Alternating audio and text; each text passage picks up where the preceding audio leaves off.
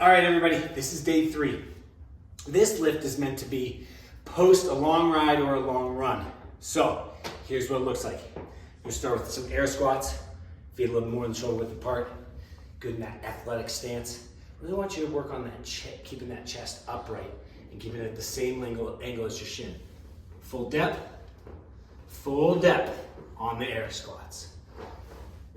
All right, making sure the hips drop just below your knees. All right, next up, I like a little resistance on this one for some walking lunges. Walking lunges, big step forward. Try to keep that shin nice and vertical. The trail knee touches, you come into a position. Walking lunges. All right, in a walking position. Really try to step big to make sure that the shin stays nice and vertical. Next up, what I like to do is actually take some of these weights, I'll move it over and we're gonna do some calf raises. You wanna have the heel have the opportunity to go below 0 degrees. I'll put some barbell or some dumbbells on my shoulder. Boom, calf raises. Boom, partial reps, don't count. Small pause at the top. And try not to dip and come up too quick. Make sure you're dipping and accentuating both the top and the bottom of the calf raise. All right, next up, going to the midsection. Day 3 is a little heavy on the midsection, you'll notice. All right, first up, we've got dead bugs right into bird dogs, okay? Dead bug. The hand and the knee kind of push and pull each other away from itself. So, little dead bug action. See the hand and the knee working in concert. You don't have to rush these, you can go nice and slow.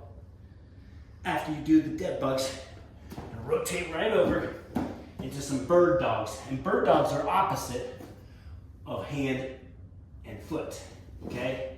Trying to really work that connection, that cross connection in between the hand and the foot, extending forward, reaching forward with energy through the heel and through the foot, or hand. All right, next we're gonna go into heel touches.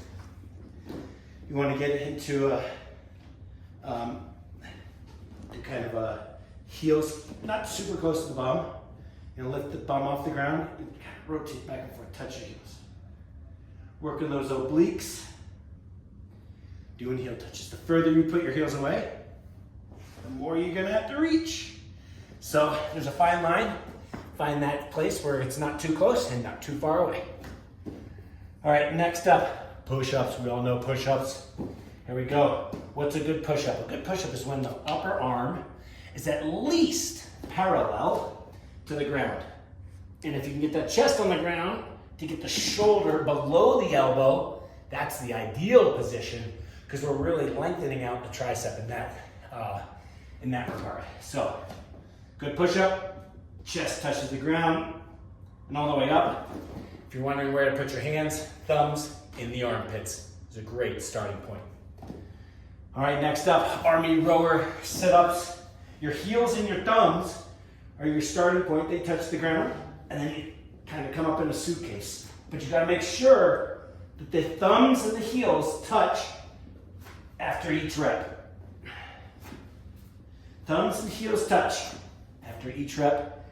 Then you scrunch down into a suitcase position.